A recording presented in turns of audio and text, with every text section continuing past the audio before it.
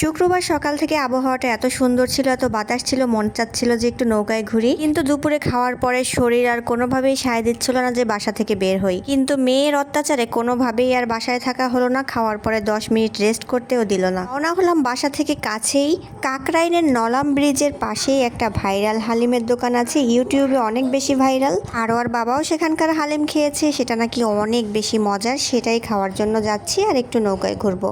রিকশায় চলতে চলতে হেলতে দুলতে চলে আসলাম নলাম ব্রিজের উপরে। এখান থেকে ব্রিজটার ভিউটা কিন্তু অসম্ভব সুন্দর। আসলে আবহাওয়াটা সুন্দর থাকার কারণে সবকিছুই সুন্দর লাগছে। রিকশা থেকে নেমেই আমরা ব্রিজের গোড়ায় নামলাম। এখান থেকে একটা ঘাট আছে, আরো 2-1টা ঘাট আছে নাকি সামনে। ঘোরার জন্য অনেক নৌকাও আছে। আমরা নেমে তারপর ডিসিশন নিচ্ছিলাম যে আগে কি নৌকায় ঘুরবো না আগে খাবো। এবার সেই ভাইরাল হালিমের দোকানে যাওয়ার জন্য যে রাস্তা দিয়ে আমাকে নিয়ে যাচ্ছিল আর বাবা, আমি সেটা দেখে কিছুটা বিরক্ত। এই জায়গা আর এই দোকান নাকি এত বেশি ভাইরাল, কিন্তু আমার কাছে মনে হচ্ছে কারো বাসার বাথরুম টয়লেটের আশেপাশ দিয়ে যাচ্ছি। কি একটা অবস্থা। ভাইরাল হালিমের দোকান আপনাদের পরে দেখাচ্ছি। শুধু দেখেন নদীর ভিউটা এত বেশি সুন্দর ছিল। এখানের হাওয়া বাতাস খেয়ে পেট ভরলেই আমার চলবে, হালিম না খেলেও চলবে। আমরা একটু আগে ভাগেই গিয়েছিলাম, তাই লোকজন তখনও অত বেশি আসেনি। তাই আমরা ভাবলাম যে নৌকায় আগে উঠি, বেশি লোকজন বেড়ে গেলে তখন নৌকার দামও বেড়ে যাবে। এইদিকে আর বাবা তো পানি অনেক ভয় পায়, তাই কোনোভাবেই রাজি হচ্ছিল না নৌকায় ওঠার জন্য। তারপর তাকে ঠেলে ঠুলে কোনোভাবে রাজি করালাম। অবশেষে সে এক বুক সাহস নিয়ে গেল নৌকা ঠিক করার জন্য। মেয়েটাকে মনে মনে ধন্যবাদ দিচ্ছি, এত জেদ করে না নিয়ে আসলে হয়তো এই সৌন্দর্যগুলোই মিস করতাম। তারপরে নৌকায় ওঠার জন্য নেমে পড়লাম। মাঝি আমাদের বসার জন্য বিছানাটা ঠিক করে দিচ্ছে।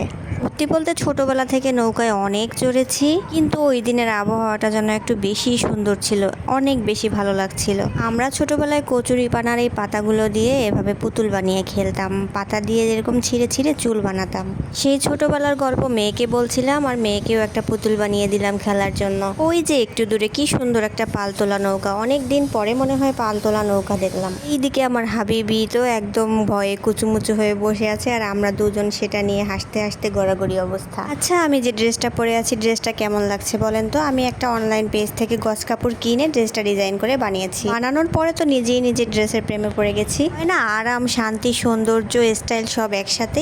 এভাবেই ডিজাইন করে জামাটা বানিয়েছি, চাইলে যেন অনেকভাবেই জামাটা পরা যায়। এদিকে তো বুড়ি একদম খুশিতে আত্মহারা। সে শুধু দাঁড়িয়ে থাকবে, বসবেই না। সে উড়বে, পাখি হবে, পরি হবে, কত কি তার বায়না। একটু দূরে চোখ গেল তার ফুলের দিকে, চিল্লাপাল্লা শুরু করলো ওই ফুলগুলো আমাকে এনে দিতেই হবে। তারপরে সেই ফুলগুলো তাকে ছিঁড়ে এনে দিলাম। ফুলগুলো পেয়ে তো সে মহা খুশি। আর এইদিকে সে আমার চুড়ি পরে ফুল হাতে নিয়ে বসে আছে। আমি একটু ফুল নিয়ে ঢং করে ভিডিও করতে করতে একদম চলে আসলাম। 1 ঘন্টা আমাদের হয়ে গিয়েছে। এখন হালিম খেয়ে তারপরে বাসায় যাব।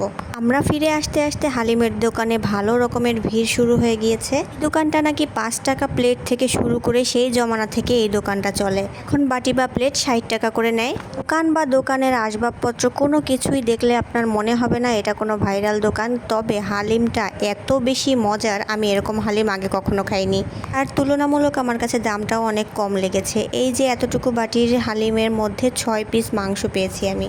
এই হালিমের সাথে দেয়া হয় পুরি, আর সাথে আপনি কিচ্ছু পাবেন না, সালাদ টালাদ কিছুই না। একটা কোল্ড ড্রিঙ্কসের দোকানও আশেপাশে পাবেন না। তারপরেও এই ঘুপটি চিপার মধ্যেও, এই এত অসুবিধার মধ্যেও এই সুস্বাদু হালিম খাওয়ার জন্য প্রতিদিন মানুষ এসে ভিড় জমায় এখানে। শুনেছি এখানে 1000 বাটিরও বেশি বিক্রি হয় প্রতিদিন। এই তো খাওয়া দাওয়া শেষ। তারপরে আমাদের একটু কোল্ড ড্রিঙ্কস খেতে ইচ্ছা করছিল, তার জন্য আবার অনেকটুকু হেঁটে গিয়ে তারপর একটা দোকান থেকে কোল্ড ড্রিঙ্কস কিনে খেলাম। এখন আমরা বাসায় ফিরে যাব। এই যে দেখেন, আমি একটু আস্তে হাঁটি বলে তারা আমাকে ফেলে রেখে আগে ভাগে চলে গিয়েছে। তো আজকের মতো টাটা বাই বাই। জোরে জোরে হেঁটে ওদেরকে না ধরলে আর ওদের সাথে বাসায় ফিরতে পারবো না। আল্লাহ হাফেজ।